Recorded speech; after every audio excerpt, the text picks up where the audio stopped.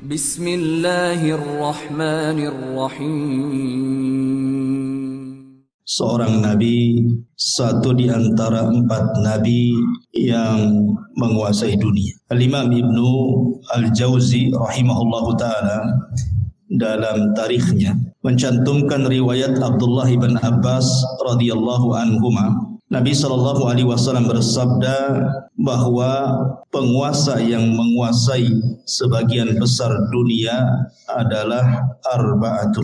Ada 4 orang. Mu'minani wa kafirah. 2 mukmin dan 2 kafir. Fal mu'minani, adapun yang 2 mukmin, Dzulqarnaini wa Sulaiman. Dzulqarnain dan juga Raja Sulaiman. Wal kafirani Namrud wa Bukhtun Nasr. Dan yang kafir adalah Raja Namrud dan Bukhtun Nasr. Wa sayamlikuha khamisun min ahli baiti. Dan yang kelimanya, kelak yang akan menguasai dunia adalah dari keturunanku, kata Rasul. Siapa? Al-Imam Mahdi. Berarti dari sini ada 4 orang yang menguasai dunia. Pertama Dzulqarnain, yang kedua Sulaiman, yang ketiga Namrud, dan yang keempat Bukhtun Nasr. Dan yang kelima belum terjadi, karena terjadinya di akhir zaman. Al-Mahdi Muntadhar, yang banyak orang mengklaim dirinya sebagai Imam Mahdi. Yang terakhir seorang wanita di mana ya? Di Garut atau di Cianjur gitu ya.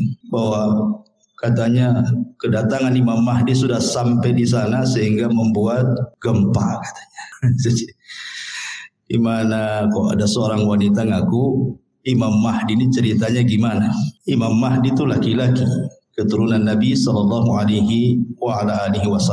Taib, kita bagi 2 cerita Nabi Allah Sulaiman ini. Kisah yang pertama, kisah Nabi Allah Sulaiman di masa ayahnya masih hidup, Nabi Allah Daud alaihissalam. Kemudian kisah yang kedua setelah wafatnya Nabi Daud. Bagaimana kisah 2 fase ini? Ma'asyiral muslimin yang dimuliakan Allah Subhanahu wa taala. Al-Qur'an menyebut Sulaiman 16 kali di 6 surat. Pertama dalam surah Al-Baqarah, kedua dalam surah Al-An'am, ketiga dalam surah Al-Anbiya, keempat dalam surah An-Naml, kelima dalam surah As-Saba, dan keenam dalam surah Sad. Inilah surat-surat yang menceritakan tentang kisah Nabi Allah Sulaiman. Di dalam Al-Quranul Karim, Allah Subhanahu wa taala berfirman, wa warisa Sulaimanu Dawuda, dan Sulaiman mewarisi seluruh warisan Daud. Kalimat mewarisi bukan berarti warisan harta. Karena Nabi SAW bersabda, nahnu ma'asyiral anbiya, kami para nabi, kata Nabi SAW, tidak pernah mewarisi harta. Ma tarakna sadaqah, apa yang kami tinggalkan itu adalah sedekah. Makanya Al-Imam Muslim meriwayatkan tentang kisah Fatimah radhiyallahu anha bintu Nabi SAW saat wafatnya Nabi datang kepada Abu Bakar menuntut warisan dari ayahnya Nabi SAW.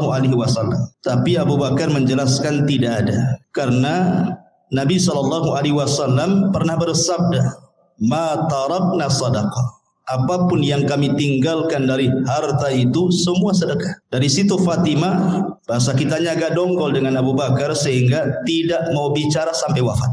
Ada yang mengatakan 4 bulan setelah Rasul meninggal, kemudian Fatimah meninggal. Ada yang mengatakan 6 bulan, tapi tidak lebih dari 6 bulan. Lah ketika itu Ali radhiyallahu anhu belum berbaiat kepada Abu Bakar selaku khalifah. Kemudian setelah Fatimah meninggal dikuburkan, malam-malam dikuburkannya. Abu Bakar tidak dikasih tahu, karena juga ada perasaan tidak senang Ali kepada Abu Bakar, bukan masalah kekhilafahan, tetapi masalah waris.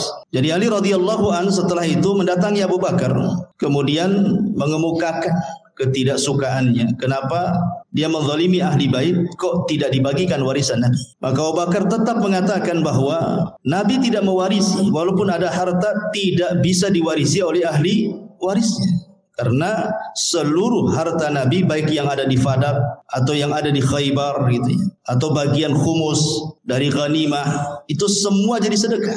Abu Bakar tetap berpegang dengan sabda Nabi SAW, baru Ali paham. Setelah itu kemudian Ali berbaiat kepada Abu Bakar di tengah-tengah manusia, dan manusia pun senang karena Ali sudah akur lagi dengan Abu Bakar.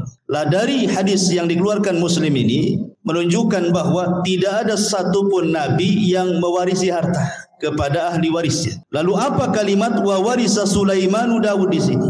Sulaiman mewarisi hartanya Nabi Daud? Bukan. Maksudnya Sulaiman mewarisi kerajaan dan juga kenabian, bukan harta. Sebab kalau kita membaca kitab-kitab ahli kitab dari perjanjian lama, Nabi Daud itu anaknya bukan Sulaiman saja, istrinya banyak. Tahu berapa istrinya Daud? 300 itu istrinya. Kemudian selirnya 700. Anaknya banyak. Tidak mungkin kemudian hartanya dikasih satu orang namanya Sulaiman saja kan. Ini menurut versi mereka seperti itu. Jumlah istrinya Nabi Daud 300. Kemudian selirnya sampai 700. Antum berapa? Satu, cukuplah satu saja. Jadi yang diwariskan di sini adalah kerajaan dan juga kenabian. Dan inilah keutamaan Nabi Allah Sulaiman di antara seluruh para nabi Bani Israel. Karena hanya ada 2 nabi, saya ulangi, yang mendapatkan 2 keutamaan yang tidak dimiliki Bani Israel atau nabi-nabi Bani Israel atau raja-raja Bani Israel. Sebab Bani Israel itu kalau jadi raja, raja saja. Kalau jadi nabi, nabi saja. Tetapi Nabi Allah Sulaiman ini menggabungkan dua-duanya seperti ayahnya Daud. Raja plus nabi. Itulah keutamaannya Nabi Allah Sulaiman alaihi salatu wassalam. Jadi di sini Sulaiman mewarisi kerajaan dan juga kenabian, bukan harta. Karena Allah Subhanahu wa taala memberikan kepada Sulaiman jauh lebih kaya dibandingkan ayahnya. Makanya ayahnya tidak disebut raja penguasa dunia, yang disebut justru Sulaiman. Di antara 4 raja penguasa dunia adalah Sulaiman, Zulkarnain, Namrud, Bukhtun Nasr, dan kelak di akhir zaman Al-Mahdi Al-Muntadhar, Imam Mahdi yang ditunggu-tunggu kaum muslimin. Nabi Allah Sulaiman alaihi salatu wassalam meminta kepada Allah Subhanahu wa taala untuk dicerdaskan, dan harusnya kita juga sama. Meminta kepada Allah Subhanahu wa taala untuk diberikan pengetahuan. Makanya Nabi SAW selalu berdoa, Rabbi zidni ilma. Ya Allah, tambahkan pengetahuan kepada. Itu Nabi yang jelas-jelas dapat wahyu saja masih minta ditambah ilmu, apalagi kita. Disebutkan dalam hadis Abdullah ibn Amr ibn As radhiyallahu anhu, ketika Sulaiman selesai membangun Masjidil Aqsa, ingat bukan membangun dari pondasinya, karena Masjidil Aqsa juga sudah dibangun oleh Nabi Yakub sebelumnya. Jadi ketika Nabi Ibrahim dan juga Ismail membangun Masjidil Haram, maka Nabi Yakub membangun Masjidil Aqsa. Jarak antara Yakub kepada Sulaiman itu jauh sekali, ratusan tahun pun gitu ya. Sehingga kemudian Nabi Allah Sulaiman alaihi salatu wassalam tidak sezaman dengan Nabi Yakub itu. Jadi Nabi Yakub itu Nabi Sulaiman itu bukan membangun dari dasar, tetapi Nabi Sulaiman alaihi salam hanya memperbaharui saja. Dia memperbaharui apa yang sudah ada. Kemudian dibuat pondasi, di atas pondasi. Itulah yang disebut dengan Haikal Sulaiman, yang sekarang sedang dicari-cari oleh orang Yahudi. Haikal itu, bagi orang Yahudi yakin kalau seandainya Haikal itu maksudnya pondasi yang dibangun di atas pondasi Masjidil Aqsa sebelumnya itu didapati hari ini, maka mereka akan merobohkan Aqsa, kemudian akan membangun Masjidil Aqsa sesuai dengan Haikal Sulaiman menurut mereka. Kalau itu terjadi, katanya, itulah tanda kemenangan orang-orang Yahudi, karena di situ ketika mereka membangun Masjidil Aqsa sesuai dengan Haikal Sulaiman, maka mereka berkeyakinan akan muncul Matius mereka, penolong mereka. Menurut kita maksudnya adalah Dajjal, tapi Dajjal menurut orang-orang Yahudi itu bagi mereka Matius, penolong mereka. Makanya ketika Dajjal muncul di akhir zaman, apa yang terjadi? Diikuti oleh 70.000 Yahudi Asbahan. Jadi Dajjal itu ditunggu-tunggu oleh mereka gitu ya. Taib. Lah ketika selesai membangun Masjidil Aqsa, Nabi Sulaiman berdoa dengan 3 doa. Doa yang pertama, kata Nabi Allah Sulaiman alaihi salatu wassalam, sa'alallaha hukman yusadifu hukmahu wa mulkan la yambagi li ahadin min ba'di. Dia meminta kepahaman kepada Allah agar jangan sampai setiap putusannya, ketika dia memutuskan sesuatu kepada Bani Israel, kecuali sesuai dengan putusan Allah. Kemudian yang kedua, dia meminta kepada Allah Subhanahu wa taala agar kekuasaan yang dianugerahkan oleh Allah kepada Sulaiman jangan dimiliki siapapun setelahnya. Hanya Sulaiman saja yang punya. Makanya Nabi SAW ketika sedang sholat, kemudian diganggu oleh jin, syaitan, kemudian ditangkap, kemudian dicekik. Maka Rasul merasakan dingin air liur daripada jin syaitan ini. Kemudian Rasul mengatakan, kalau seandainya aku tidak ingat doa Sulaiman, wa mulkan la yambagi li ahadin min ba'di, kekuasaan yang tidak boleh dimiliki siapapun, sudah kuikat jin itu di tiang masjid supaya dilihat manusia dan dijadikan mainan, kata Rasul. Artinya dari sini bahwa Nabi Allah Sulaiman alaihi salatu wassalam meminta kepahaman kepada Allah agar jangan sampai putusannya salah. Jangan sampai putusannya salah, kalau bisa sesuai dengan putusan Allah Subhanahu wa taala. Makanya Allah kabulkan keinginan Sulaiman, Allah berikan Sulaiman berbagai macam mukjizat yang luar biasa. Nanti kita jelaskan. Baik, kita akan cerita fase di mana Nabi Sulaiman masih bersama ayahnya Nabi Allah Daud alaihi salatu wassalam berdasarkan Al-Quran dan hadis-hadis yang sahih saja. Adapun kalau ada kisah-kisah Israiliyat itu hanya sekedar pelezat cerita saja. Enggak perlu diyakini, enggak perlu didustakan, ya enggak perlu dibenarkan. Ya sebagai pelengkap saja. Ma'asyiral muslimin yang dimuliakan Allah Subhanahu wa taala. Suatu ketika ada satu kisah dari dua wanita yang dua-duanya itu punya bayi. Dua wanita ini sedang mandi ceritanya. Kemudian bayinya diletakkan di samping pemandian. Rupanya ada serigala. Kemudian dimakanlah salah satu bayinya, kemudian dibawa kabur ke hutan. Akhirnya kemudian setelah mandi dua wanita ini didapati cuma satu bayi. Maka oleh yang paling besar kakaknya wanita ini diambil bayi itu dan mengatakan, ini milikku. Kata adiknya, bukan, ini milikku. Akhirnya datanglah kepada Nabi Allah Daud alaihi salam, minta diputuskan ini bayi punya siapa, karena cuma satu masalahnya. Maka Nabi Allah Daud alaihi salatu wasallam tentu dengan ijtihad beliau seorang nabi. Akhirnya Nabi Daud memihak kepada yang memegang bayi, kakaknya, dan mengatakan itu bayimu, bukan bayi adik. Maka menangislah sang adik ini. Kemudian karena sudah putusan seorang raja, apalagi yang mau dibicarakan? Keluar. Sebelum keluar, Sulaiman masuk. Kemudian mengatakan, wahai ayahku, bisa enggak saya ikut memutuskan perkara ini? Kata ayahnya, silahkan saja. Akhirnya Sulaiman alaihi salatu wassalam kembali memutuskan kes dua wanita ini. Kemudian Sulaiman mengatakan, ambilkan pisau. Orang-orang tercengang, kenapa Sulaiman minta pisau? Kemudian dikatakan, mau apa dengan pisau itu wahai Nabi Allah Sulaiman? Kata Sulaiman, saya ingin belah bayi ini jadi dua, pusar ke bawah dan pusar ke atas. Kan ini kan dua wanita saling mengklaim ini. Biar adil, kita potong aja bayinya jadi dua. Yang pusar ke atas ambil kakaknya, yang pusar ke bawah ambil adiknya. Nah, selesai. Kakaknya mengatakan, kalau itu putusan wahai Sulaiman, silahkan saja. Tapi adiknya membantah, jangan wahai Nabi Allah. Kalau memang engkau hendak membunuh bayi itu dengan cara memutuskan jadi dua, memotong jadi dua, sebaiknya serahkan saja bayi itu kepada kakak saya. Enggak apa-apa, saya tidak punya bayi. Dari sini Sulaiman tahu siapa wanita yang punya rahmat, siapa wanita yang tidak punya rahmat. Kata Sulaiman, itu bayimu, bukan bayi kakakmu. Kenapa? Karena kakaknya tidak ada rahmat. Masa mau dipotong, silahkan saja. Sementara adiknya enggak mau, berarti menunjukkan bayi itu bayi adiknya. Karena biasanya seorang ibu ada keterikatan emosional dengan anaknya. Maka Sulaiman mengatakan, ambil itu bayi. Dari sini Allah mengatakan, wa fahamna Sulaiman, kami berikan kepahaman kepada Sulaiman. Ini satu kisah. Kisah yang kedua, ini disebutkan di dalam Al-Quran surah Al-Anbiya ayat 78. Allah Subhanahu wa taala berfirman, wa Dawud wa Sulaimana idh yahkumani fil harthi idh nafashat fihi ghanamul qaumi wa kunna li hukmihim syahidin. Dan ingatlah kisah Daud dan Sulaiman, kata Allah, ketika keduanya memberikan putusan mengenai ladang, karena ladang itu dirusak oleh kambing-kambing milik kaumnya, dan kami menyaksikan keputusan yang diberikan oleh mereka. Bagaimana kisahnya? Jadi Bani Israel ini, yang satu punya kebun, yang satu punya kambing. Ini kambing-kambing ini tidak dijaga oleh pemiliknya, masuklah ke kebun orang, dirusaknya kebun itu.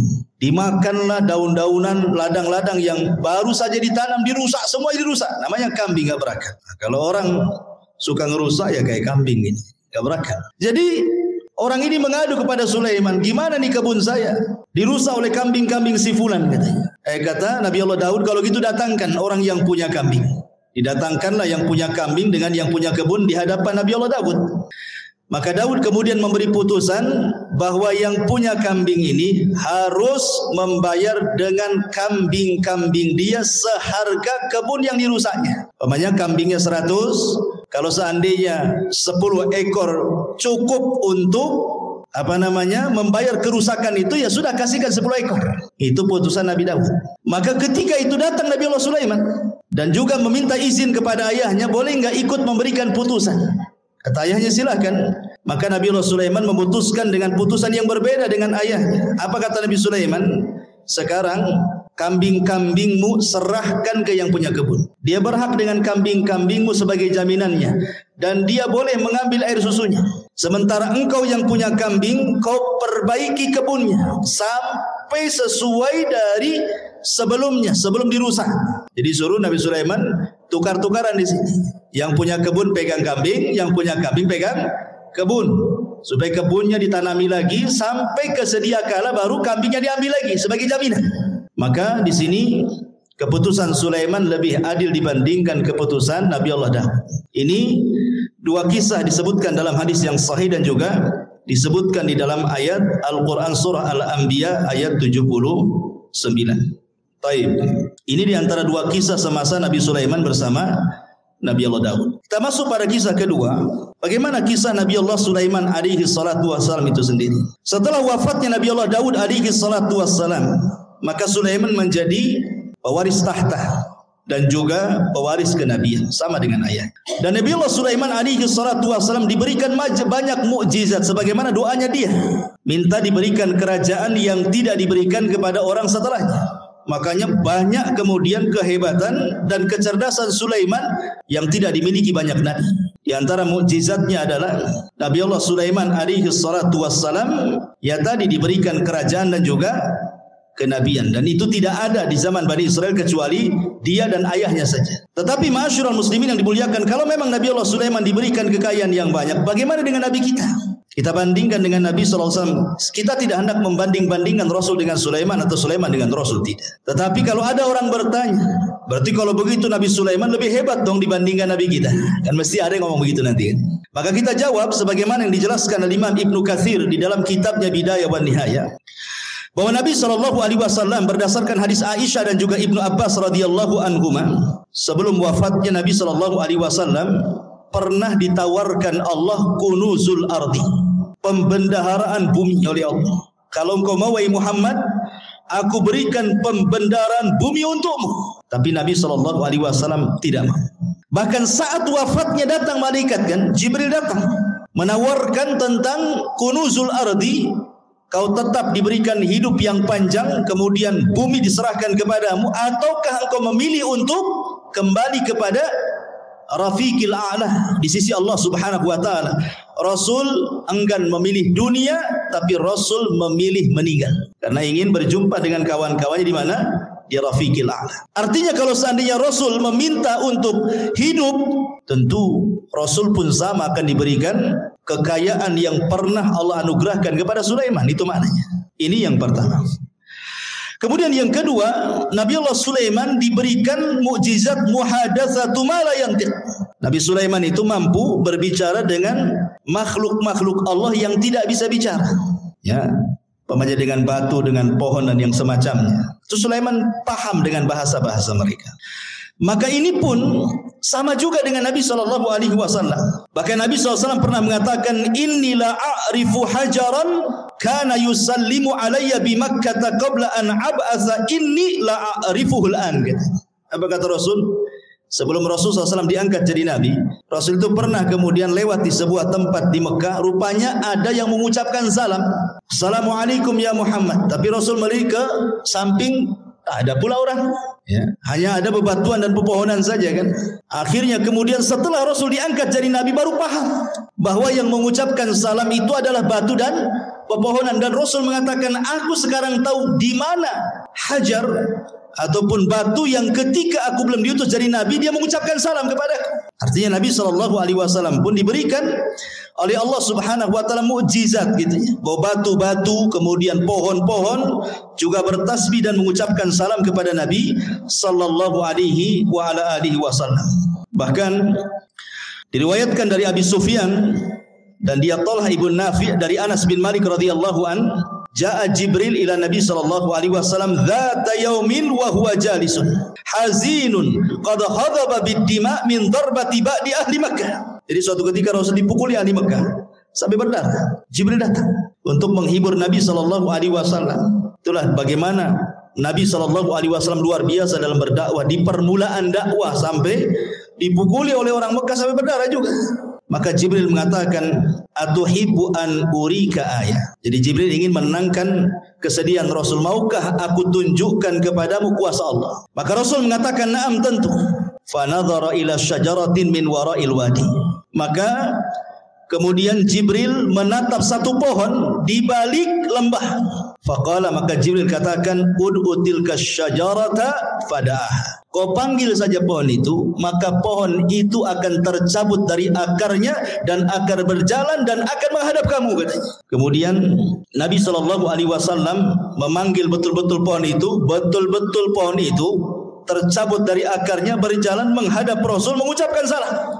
Kemudian kata Jibril, murha, perintahkan dia untuk kembali. Maka Rasul pun memerintahkan dia untuk kembali. Kata Rasul, hasbi, cukup.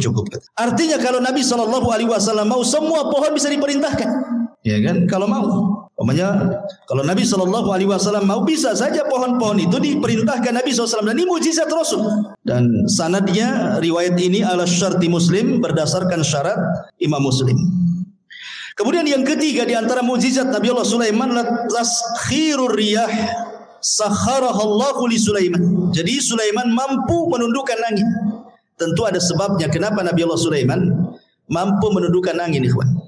Jadi suatu sore Nabi Sulaiman itu, dan itu disebutkan di dalam Al-Quranul Karim ketika kita bicara tentang kuda Sulaiman. Jadi Sulaiman itu suka dengan kuda perang. Jadi sore hari itu Sulaiman saking senangnya dengan kuda-kuda itu, karena kan Sulaiman ahlul jihad. Tentu di zaman itu tidak ada kendaraan untuk perang melebihi kuda. Kalau di zaman sekarang ya ada pesawat, ada tank, macam-macam kan itu ya. Kalau zaman dulu ya kuda saja. Itu binatang yang paling hebat di dalam berperang. Makanya Allah bersumpah dalam Al-Quran, wal adiyati ghabha, demi kuda-kuda perang yang mengeluarkan suara terengah-engah. Dan Rasul mengatakan bahwa di ubun-ubun kuda perang itu ada barokah sampai kiamat. Dan Rasul mengatakan 3 olahraga yang disunnahkan: berenang, kemudian memanah, kemudian berkuda. Memang kuda itu ada keistimewaan. Dan di akhir zaman nanti perangnya kaum muslimin melawan orang-orang Nasrani itu dengan kuda, karena teknologi sudah tidak ada. Artinya kuda ini berkahnya sampai kiamat. Makanya Sulaiman suka dengan kuda. Jadi suatu sore dia memandang kudanya, mengelus-ngelus kudanya gitu ya. Dan ingat, ada kuda khusus. Sulaiman itu punya kuda, dia punya sayap. Jadi ya ada kuda-kuda biasa, tapi ada khusus kuda Nabi Sulaiman itu bersayap dia. Jadi bisa terbang dengan kuda itu dengan sayap. Dari mana kita tahu kudanya Sulaiman itu bersayap? Dari perkataan Nabi SAW, dari senyumnya Rasul ketika Aisyah radhiyallahu masih kecil. Aisyah kan masih kecil kan, usianya masih muda. Jadi suka dengan boneka-boneka. Nah, di antara boneka yang di depan Aisyah itu kuda yang bersayap. Jadi Rasul mengatakan, itu kok kuda bersayap, kata Nabi. Masa ada kuda bersayap? Kata Aisyah radhiyallahu mengatakan, bukankah kau tahu bahwa kudanya Sulaiman juga bersayap, katanya Aisyah. Fadhahikan Nabi SAW. Maka Rasul tersenyum. Ya. Dan Rasul tidak membantah kan, hanya senyum saja kepada Aisyah radhiyallahu anha. Dari sini sebagian ulama beristidlal bahwa ada kuda-kuda Sulaiman itu yang bersayap. Walaupun ada yang membantah bahwa Aisyah ini hanya menukilkan cerita-ceritanya orang-orang Quraisy. Dan Rasul juga tersenyum, ya, tidak mengatakan mengiyahkan dan juga tidak mentidakkan. Jadi ada juga yang membantah tidak ada. Ya kuda-kuda tidak bersayap. Tapi ada juga yang mengatakan kuda Sulaiman itu ada yang bersayap gitu ya. Jadi saking asiknya dia memandang kuda Sulaiman itu, lupa dia sampai matahari terbenam. Harusnya dia melaksanakan dua rakaat salat. Karena salat itu sudah ada sejak zaman dulu. Lihat Zakaria, wa huwa yusalli fil mihrab, dia sedang salat di mihrab, menunjukkan para nabi salat. Ya. Jadi sampai terbenam matahari lupa salat dia. Setelah terbenam baru ingat salat. Menyesal Sulaiman. Maka disebutkan di dalam Al-Quranul Karim tentang kisah Nabi Sulaiman ini, idh urida alaihi bil asyi as-safinatul jiyad. Ingatlah ketika pada satu sore dipertunjukkan kepada Sulaiman kuda-kuda yang jinak tetapi sangat cepat larinya. Faqala, maka Allah katakan, inni ahbabtu hubbal khair. Menghikayatkan perkataan Sulaiman, maka dia berkata, sesungguhnya aku menyukai segala yang baik dari kuda, tetapi an dzikri rabbi hatta tawarat bil hijab, yang membuat aku ingat akan kebesaran Tuhanku sampai matahari terbenam. Maka Sulaiman lupa tidak solat. Ketika dia lupa tidak solat, dia menyesal. Maka keesokan harinya apa kata Sulaiman? Urudduha alayya fatafika mashan bisuq wal a'naq. Bawalah semua kuda-kuda itu kembali kepadaku. Lalu dia, ada yang mengatakan dalam tafsirnya, memotong kaki dan leher kuda itu, menyembelihnya. Jadi ada dua riwayat, ada dua penafsiran ulama. Ada yang mengatakan Sulaiman tidak menyembelih kuda, karena mustahil. Apa salah kuda? Kenapa disembelih? Sulaiman hanya ngusap saja, kemudian disuruh jauhkan dia dariku. Tapi Allahu a'lam, pendapat yang masyhur dari kalangan ahli tafsir, Sulaiman betul-betul menyembelih kuda itu kemudian disedekahkan. Ikhwan, kuda Nabi Allah Sulaiman menurut keterangan Bani Israel itu, Israiliyat itu bukan satu dua kuda, ya, ribuan kuda disembelih dan disedekahkan kepada Bani Israel, fuqara Bani Israel. Nah, setelah kemudian Nabi Allah Sulaiman menyembelih kuda-kuda itu karena terlalaikan dari salat, maka kaidah dalam Islam apa? Man taraka syai'an lillahi awadallahu khairan minhu. Siapa yang meninggalkan sesuatu karena Allah, Allah ganti dengan yang lebih baik. Ketika Sulaiman meninggalkan kuda-kuda itu karena Allah, karena melalaikan dia dari salat, Allah ganti yang lebih baik. Apa itu? Allah tundukkan angin. Jadi Sulaiman itu kalau berperang, dia membuat semacam papan kayu-kayu besar gelondongan gitu, kemudian diikat-ikat. Jadilah macam perahu. Ya. Jadi kalau Sulaiman itu mau pergi kemana saja, naik saja dia di atas perahunya. Apa yang perlu dibawa, kuda atau pasukan apa, nanti dia suruh angin untuk mengangkatnya, tinggal pergi. Lebih enak kan? Naik kuda kan? Makanya disebutkan dalam Al-Quran itu, kalau kuda itu mampu berjalan 1 bulan, cuman setengah pagi berangkat, sore sudah sampai. Kalau naik kuda, sebulan perjalanan. Dan itu berarti Allah berikan yang jauh lebih baik dibandingkan kuda. Itulah sebabnya ditaklukkan angin kepada Nabi Allah Sulaiman alaihi salatu wassalam. Taib. Bagaimana dengan Nabi sallallahu alaihi wasallam? Apa keutamaan yang mungkin setara dengan ditundukkan angin kepada Nabi Allah Sulaiman? Maka Imam Ibnu Katsir rahimahullahu taala menyebutkan beberapa perbandingan. Beliau mengatakan, amma taskhirur riyah li Sulaiman faqad qala Allahu fi sya'nil ahzab. Kalau memang Sulaiman ditundukkan angin sehingga mudah untuk berperang melawan musuh-musuhnya, maka Rasul pun diberikan oleh Allah Azza wa Jal dengan mukjizat yang sama yang dicantumkan dalam surah Al-Ahzab. Ya ayyuhalladzina amanu udhkuru ni'matallah alaikum idh ja'atkum junudun fa arsalna alaihim rihan wa junudan lam tarauha. Wahai orang-orang yang beriman, ingatlah nikmat Allah atas kalian ketika kami datangkan tentara-tentara kami, kata Allah, dalam bentuk angin, dan juga tentara-tentara yang tidak dilihat, maksudnya malaikat. Ya. Jadi kalau Sulaiman untuk berperang mereka atau dia dan juga pasukannya dibawa oleh angin, maka Allah Subhanahu wa taala juga memberikan mukjizat, tentara-tentara Allah membantu Rasulullah, termasuk angin dan juga para malaikat. Makanya ada istilah nusirtu bis saba wa uhlikatil adu bid dabur, kata Rasul. Aku ditolong dengan angin pagi dan kaum Ad dihancurkan dengan angin sore. Makanya sepanjang sejarah Nabi SAW tidak berperang. Kalau menyerbu sebuah kaum, tidak pernah menyerbu siang, sore atau malam. Maka Rasul akan menyerbu di waktu subuh. Kalau terdengar azan, Rasul tidak menyerbu, menunjukkan daerah itu daerah Islam. Dari sini istidlalnya para ulama membedakan negeri Islam dengan negeri kafir itu dari suara azan.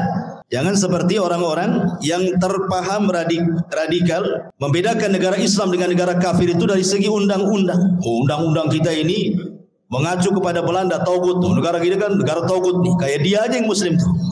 Bukan itu yang membedakan negara Islam dengan negara kafir. Kalau dalam negara itu banyak saut-sautan adzan, berarti negara Islam tuh.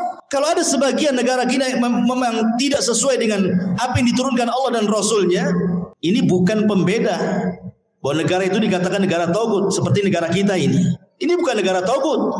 Ya. Kita ini negara Islam, walaupun sebagian undang-undangnya tidak mengacu kepada Islam. Kenapa? Berdalil dengan hadis tadi.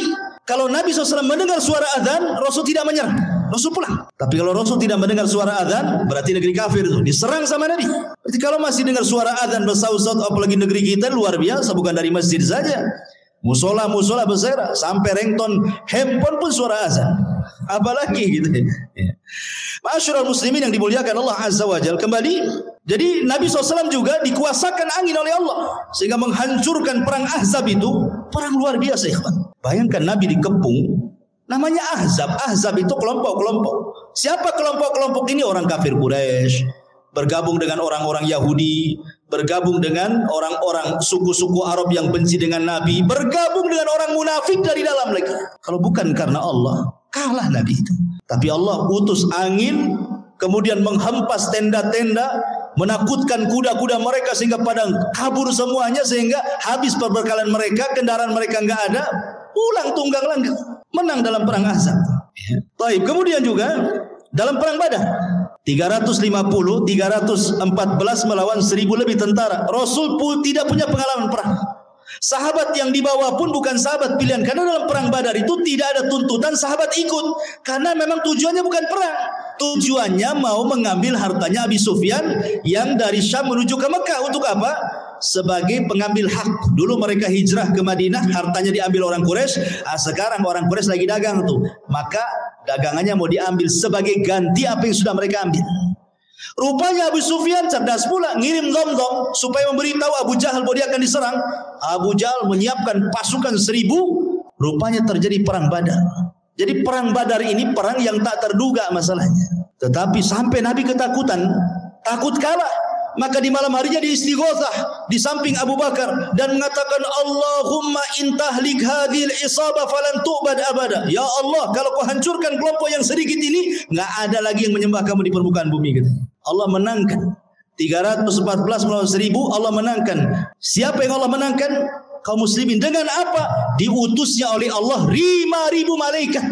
5.000 malaikat diutus. Kalau Sulaiman menggunakan tentara jin, tetapi Rasulullah SAW diutus oleh Allah bi 5.000 minal malaika. 5.000 malaikat turun dipimpin Jibril menggunakan kuda namanya Kaidum. Kudanya Jibril itu namanya Kaidum. Kaidum Haizum. Haizum namanya. Ya, siapa kuda Jibril? Haizum. Kaidum Haizum. Ya, sambil memacu kudanya. Sebentar saja kalah orang musyrik itu. Ya. Taib, ma'asyiral muslimin yang dimuliakan Allah Azza wa Jalla. Ini mukjizat Nabi Allah Sulaiman. Kemudian mukjizat Nabi Sulaiman yang lain, taskhirul jin, bisa menundukkan jin.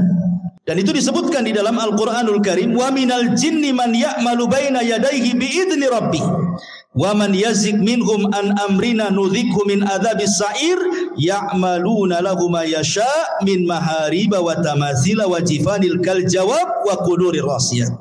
Dan sebagian jin yang bekerja di hadapan Sulaiman, di bawah kekuasaan Sulaiman dengan izin Allah, dan siapa yang menyimpang di antara mereka kalangan jin dari perintah kami rasakan kepada mereka azab neraka yang apinya menyala-nyala. Maka para jin bekerja untuk Sulaiman sesuai dengan apa yang dikehendakinya. Di antaranya membuat gedung-gedung tinggi, patung-patung, piring-piring besar seperti kolam dan periuk-periuk yang tetap berada di tungkunya.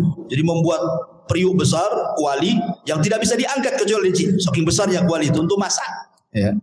Bahkan sebagian mereka dirantai jin-jin itu. Karena ada jin-jin itu yang mereka tidak nurut, makanya perlu dirantai dan diawasi.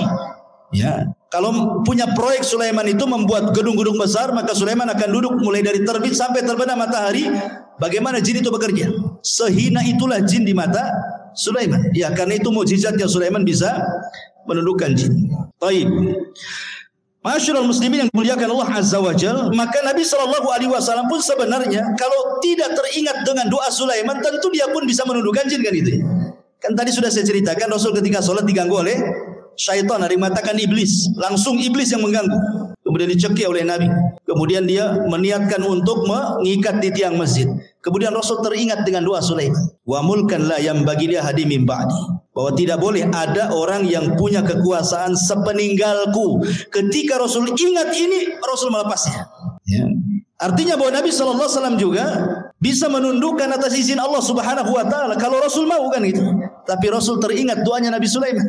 Makanya Rasul kemudian melepaskan. Dan ini juga di antara mukjizat Nabi SAW. Lebih-lebih kalau di bulan Ramadan, apa yang terjadi? Sufidati syayatin. Ya. Nabi SAW diberikan kabar gembira oleh Allah Subhanahu wa taala, "Idza ja'akum Ramadan, futihat abwabul jannah wa ghuliqat abwabun niran wa sufidati syayatin." Pintu surga dibuka, pintu neraka ditutup, setan-setan diikat semua. Ditundukkan oleh Allah Subhanahu wa taala untuk nabinya apabila datang bulan Ramadan. Ya. Kemudian juga di antara mukjizat Nabi Allah Sulaiman adalah fahmu lughatil hayawan.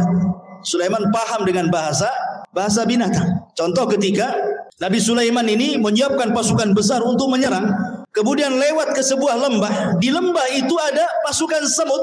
Tiba-tiba kemudian salah satu semut atau pimpinan semut mengatakan, "Ya ayyatuhan namlu dukhulu masakinakum la yakhtimannakum Sulaiman wa junuduhu wa hum la yash'urun." Hei pasukan semut, kata pimpinannya, segera kalian masuk ke rumah-rumah kalian. Sebentar lagi Sulaiman dan pasukannya mau datang. Jangan sampai menginjak kalian kemudian mati dan mereka tidak sadar. Lihat husnudzonnya semut kepada Sulaiman dengan kalimat tidak sadar, artinya kalau kalian terinjak itu bukan karena kesalahan mereka, karena mereka tidak sadar menginjak kalian, itu maksudnya. Itulah husnudzonnya binatang. Binatang aja bisa husnudzon sama orang. Kita ini suudzon saja sama orang gitu. Enggak ada husnudzonnya aja. Ini juga kemudian Sulaiman mendengar dari kejauhan. Dia paham bahasa semut. Apa yang terjadi? Ketika Sulaiman mendengar pimpinan semut ngomong begitu, fatabassama dhahikan min qauliha. Sulaiman tersenyum, habis itu tertawa lebar karena paham dengan ucapannya. Kemudian Sulaiman karena diberikan anugerah seperti itu, dia bersyukur. Apa doanya? Rabbi auzi'ni an ashkura ni'mataka allati an'amta alai wa ala walidai wa an a'mala salihan tardah wa adkhilni bi rahmatika fi ibadika salihin. Ya Rabb, anugerahkan kepadaku agar aku tetap bersyukur akan nikmat-Mu. Diberikan anugerah mampu memahami bahasa hewan, gitu ya. Yang telah Engkau berikan nikmat kepadaku dan nikmat kepada kedua orang tuaku, dan aku agar aku bisa beramal saleh supaya Engkau redha dan Engkau masukkan aku dengan rahmat-Mu termasuk hamba-hamba-Mu yang saleh. Subhanallah. Manusia sekaya Sulaiman, manusia sehebat Sulaiman, manusia yang kekuasaannya sampai separuh dunia masih mengatakan, saya bersyukur akan nikmat-Mu kepada. Ini pelajaran bagi orang-orang kaya. Ya. Sekaya apa sih Anda dengan Sulaiman itu? Sekaya apa? Berapa uang di rekeningnya Anda itu? Berapa mobil yang Anda punya? Berapa rumah yang Anda punya itu? Tapi kenapa kemudian persis seperti yang difirmankan Allah, kalla innal insana la yatgha an ra'ahus taghna. Ternyata kekayaan itu sirru tughyan, rahasia bejatnya orang. Kata Allah, sekali-kali jangan seperti itu. Terkadang ada orang yang melampaui batas ketika Allah bukakan kekayaan kepadanya. Sulaiman masih bersyukur. Beda pula dengan Qarun. Qarun malah mengatakan apa? Innama utitu min ilmin indi. Enak saja kau mau ngambil zakatku. Dia ngomong sama utusan yang lebih Musa itu. Enak saja kau mau mengambil zakatku, katanya. Ini harta aku yang dapat. Sama sekali Qarun tidak menasabkan harta itu kepada Allah, sehingga Allah katakan wa khassafna bihi wa bidarihil ardh. Kami tenggelamkan si Qarun dan seluruh harta-hartanya ke dasar bumi. Jadilah kalau sekarang nemu harta dikit-dikit harta Qarun, nemu dompet aja harta Qarun, semua harta Qarun, ya. Intinya bahwa di sini ada pelajaran besar. Kemudian juga Sulaiman mengajarkan akhlak. Bagaimana dia tersenyum kepada semut, ya. Dan senyum itu bagian daripada akhlak yang sangat murah tetapi besar nilainya, besar pengaruhnya, ikhwan. Apalah susahnya senyum coba? Senyum itu tidak susah, tapi pengaruhnya besar. Senyum itu jauh lebih berpengaruh dibandingkan ngomong. Karena biasanya orang yang suka senyum itu langsung disukai orang. Beda dengan orang yang jarang senyum gitu kan, susah orang suka. Tapi orang yang suka senyum, ya manis senyumnya karena orang suka senyum. Beda kalau orang jarang senyum, sekali senyum pahit tuh biasanya. Ini senyum ngapain nih?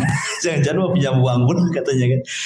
Artinya bahwa sebagaimana ulama mengatakan akhlak itu terbagi 3, dari leher ke atas, kedua tangan, dan dari atas kepala ke bawah kan. Itu akhlak namanya. Dari leher ke atas di situ ada mata. Orang yang jarang melotot kalau ngomong berarti punya akhlak. Orang yang jarang mengeluarkan kata-kata kotor kecuali santun, maka itu berakhlak. Telinganya tidak mendengar kecuali yang dibolehkan dia mendengar. Hidungnya tidak mencium kecuali yang dibolehkan dicium. Senyumnya selalu tersebar. Itu akhlak namanya. Ya. Kemudian kedua tangan mudah membantu orang. Kemudian dari badan ke atas, ketika kita bicara dengan orang, kita berhadap-hadapan. Jangan badan kita ngadap kemana, orang pula ngadap ke kita. Mentang-mentang dia kaya, pejabat, kemudian nggak direken ngomong apa sebelah itu. Dia ngadap sana, orang ngadap sini kan itu. Nggak berakhlak badannya. Ya. Jadi itu akhlak namanya. Sulaiman mengajarkan akhlak fatabassam, dia pun senyum. Dan Rasul mengatakan tabassumuka li akhika sadaqah. Senyum kamu kepada saudaramu itu sedekah. Coba bayangkan, kalau antum senyum ketemu orang senyum, berapalah sedekah. Mungkin antum bakhil mengeluarkan uang, ya. Gantilah uang itu dengan senyum, kan enak. Tapi kalau tengok kotak infak jangan senyum. Enggak penuh-penuh nanti. Maksudnya kalau ketemu orang gitu ya. Baik. Kembali bahwa Nabi Allah Sulaiman alaihi salatu wasallam mampu paham dengan bahasa binatang. Sekarang bagaimana dengan Nabi sallallahu alaihi wasallam? Al-Imam Ibnu Katsir mengatakan, "Walaqad u'tiya Muhammadun sallallahu alaihi wasallam misla dzalik wa aktsar minhu." Rasul pun diberikan hal yang sama, bahkan lebih banyak dibandingkan Sulaiman, kata Imam Ibnu Katsir. Faqad taqaddam dzakarna li kalamil bahaim was-siba wal haninil jad'i wa ragha'il ba'ir wa kalamish syajari wa tasbihil hasa wal hajari wa du'aihi iyahu ila akhir perkataan Ibnu Katsir. Saya contohkan beberapa kisah. Pertama, kisah Abi Sa'id Al-Khudri radhiyallahu anhu. Jadi ceritanya Abu Sa'id Al-Khudri ini menceritakan, jadi ada seorang penggembala, tiba-tiba datang serigala. Penggembala datang serigala, diambillah satu kambing itu, dibawa kabur ke hutan. Dikejar sama yang punya kambing. Akhirnya direbut lagi dari serigala itu. Tiba-tiba serigala yang bisa bicara. Apa kata serigala ini? Ala tattaqillah. Tidakkah kau bertakwa kepada Allah? Tanzi'u minni rizqan sakahullahu alaihi. Kata serigala, tidakkah kau bertakwa kepada Allah, wahai penggembala? Kau sudah merebut rizki yang Allah anugerahkan kepada kau, kau ambil lagi katanya. Kagetlah ini penggembala kambing. Kok serigala bisa bicara kan itu ya? Ini aneh ini serigala ini, kok bisa bicara gitu. Kalau sekarang kan tengok di punggungnya ada baterainya enggak? Gitu, berarti robot itu ya. Nah, kemudian orang ini mengatakan, ya ajibah, dzambun yukallimuni kalamal insi. Saking herannya penggembala ini mengatakan, kok kamu bisa bicara seperti manusia katanya. Maka serigala ini mengatakan, ala ukhbiruka bi'ajabi min dzalik. Kata serigala, enggak perlu heran. Mau enggak aku habarkan dengan yang lebih ajaib dibandingkan ini, kata serigala ini. Apa itu? Kata serigala ini, Muhammadun sallallahu alaihi wasallam bi Yathrib yukhbirun nas bi amba'i ma qad sabaq. Kamu tahu orang namanya Muhammad yang ada di Yathrib, kata serigala itu. Dia lebih hebat dibandingkan aku. Dia mampu berbicara tentang habar-habar yang sudah berlalu. Dari kalangan para nabi, Korun, Fir'aun dan yang lainnya, atau yang akan datang hari kiamat macam-macam. Aku tidak bisa, kata serigala. Akhirnya kemudian seorang ra'il ghanam ini akhirnya datang menemui Nabi, masuk Islam. Kemudian dia menceritakan tentang serigala yang bicara itu ke hadapan Nabi sallallahu alaihi wasallam. Maka kata Rasul, sadaq, serigala itu benar katanya. Walladzi nafsi Muhammadin biyadihi la taqumus sa'ah hatta yukallimus siba'al insa. Tidak akan tegak kiamat, kata Rasul, sampai ada binatang yang bicara dengan manusia. Itulah kamu, kan itu ya. Jadi sanadnya adalah syarti sahih, dan hadis ini disahihkan oleh Imam Al-Baihaqi. Ya, lihat serigala ini mengakui apa? Kehebatan Nabi, dan dia bisa bicara. Ya. Kemudian juga diriwayatkan dari Safinah Maula Rasul. Rasul itu punya pembantu namanya Safinah. Pembantu Rasul banyak, salah satunya Safinah namanya. Jadi Safinah ini suatu ketika dia sedang safar, naik perahu. Qadarullah perahunya dihempas ombak, akhirnya hancur perahunya, berantakan. Tetapi Allah takdirkan dia selamat dengan satu kayu yang sisanya itu dia ngambang sampai dibawa ke entah berantah. Tiba-tiba dia nyasar di sebuah pulau. Ketika terbangun, tiba-tiba ada singa di hadapannya. Fawajada fihal asad, ada singa di hadapannya. Faqala lahu. Maka si Safinah ini ketakutan dengan singa itu. Singa, dia pun lagi lelah, baru saja terdampar, enggak punya tenaga, mau lari gimana? Sementara singa sudah di hadapannya. Berteriaklah Safinah ini, apa teriakannya? Dia mengatakan, ini kata Safinah ini, sesungguhnya aku adalah sahabat Nabi sallallahu alaihi wasallam. Inni Safinah maula Rasulillah. Aku Safinah pembantu Rasulullah, aku sahabat Rasul, kata. Tiba-tiba menjinaklah singa ini. Kemudian fadharaba mankibi, tiba-tiba kakinya singa menepuk bahunya dia, seolah-olah ngajak pergi. Maka akhirnya ketika melihat jinak, maka hilanglah ketakutan Safinah, akhirnya mengikuti singa ini kemana arahnya. Rupanya singa ini kemudian mengarahkan ke jalan pulang. Sebelum pulang, katanya Safinah menceritakan, seolah-olah dia melambai-lambai yuwaddiuni, seolah-olah ingin berpisah, ya, selamat pergi gitu. Subhanallah. Kemudian hal ini disampaikan kepada Nabi sallallahu alaihi wasallam. Ya, binatang disebut saya pembantu Nabi, langsung jinak. Luar biasa. Kan enggak menghadap Nabi. Nabinya di mana? Safinah hanya beritahu, saya ini pembantu Nabi. Tadinya singa yang garang jadi lunak gitu. Tapi antum jangan praktekkan. Masuk ke kandang singa, saya umat Nabi, apa enggak diterkam? Ya. Jadi ini menunjukkan ikhwatul fillah muliakan Allah Azza wa Jalla, bagaimana singa itu tunduk dengan hanya ucapan saya adalah khadimun Nabi. Luar biasa, ya. Ini juga disebutkan Imam Ibnu Katsir dalam kitabnya Al-Bidayah wa Nihayah. Kemudian juga disebutkan dari Abdurrahman ibn Abdullah ibn Mas'ud, dari bapaknya, dia mengatakan, kunna ma'a Rasulillah SAW fi safarin famararna bi syajaratin fiha farha hamratan fa akhadnahuma. Kata Abdurrahman ibn Abdullah ibn Mas'ud, dari bapaknya, dia berkata, kami pernah safar bersama Rasul dalam peperangan. Tiba-tiba kami ini melihat ada burung cantik di atas pohon, cantik sekali. Kemudian naiklah salah seorang kami, diambilnya telurnya itu, diambil telur burung itu. Tiba-tiba fa'aja'at al-hamrah ila Rasulillah sallallahu alaihi wasallam, maka induknya datang burung ini, kemudian menghadap Nabi sallallahu alaihi wasallam, seolah-olah dia menceritakan bahwa ada kehilangan telurnya ini. Maka Nabi SAW langsung membariskan pasukan dan mengatakan, man faja'a hadza bi farkhaiha. Siapa yang menyakiti anak burung ini, gitu. Rasul tahu gitu ya. Ya. Rasul kan tidak tahu. Yang nggak tahu apa? Burung melapor kepada Nabi sallallahu alaihi wasallam. Maka Rasul mengatakan, rudduhuma, balikan anaknya. Kemudian dalam riwayat, rudduhu rahmatan biha, kembalikan. Kalian harus punya kasih sayang, ya. Sahabat mengembalikan. Artinya bahwa kalau Nabi SAW juga diberikan oleh Allah Subhanahu wa taala mujizat yang sama, paham dengan bahasa binatang, sampai Imam Ahmad meriwayatkan dari musnadnya kisah tentang Anas bin Malik radhiyallahu anhu. Bahwa suatu ketika Anas bin Malik radhiyallahu anhu masuk bersama Rasul di haid min haidil Ansar, di ganggang kota Ansar, kota Madinah, ya. Apa yang terjadi? Kata Anas bin Malik radhiyallahu an, tiba-tiba datang seekor ghanamun fasajadat lahu. Tiba-tiba lari seekor kambing, sujud pula di hadapan Nabi. Sahabat nengok, ada kambing sujud di hadapan Nabi, gitu. Maka faqala Abu Bakar mengatakan, Rasul, kalau kambing yang tidak berakal ini sujud, harusnya kami yang sujud. Tapi Rasulullah mengatakan, la yambagi an yasjuda ahadun li ahadin, walau kana yambagi li ahadin an yasjuda li ahadin, la amartul mar'an tasjuda li zawjiha. Tidak boleh. Kalau Allah perintahkan aku untuk merintahkan kalian sujud di antara kalian, maka yang pertama kali aku peruntukkan sujud bukan kalian kepadaku, tapi seorang istri sujud kepada suaminya, karena besarnya hak. Tetapi aku tidak diperintahkan untuk itu. Ada yang mengatakan hadisnya lemah, tetapi ada yang sahih yang dikeluarkan Musnad Imam Ahmad juga tentang kisah unta yang mengejar Rasul. Tiba-tiba Rasul sedang naik keledai bersama Jabir, disusul sama unta itu. Setelah untanya di depan, tiba-tiba ia buruk sujud di hadapan Rasul.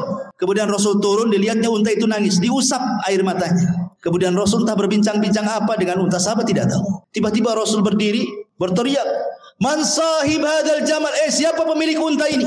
Tiba-tiba ja'a fatan minal ansar, datang anak muda dari Ansar, ana ya Rasul, saya Rasul. Maka Rasul marah dan mengatakan, afala tattaqillah fi hadhil bahimati allati malakakallahu iyyak.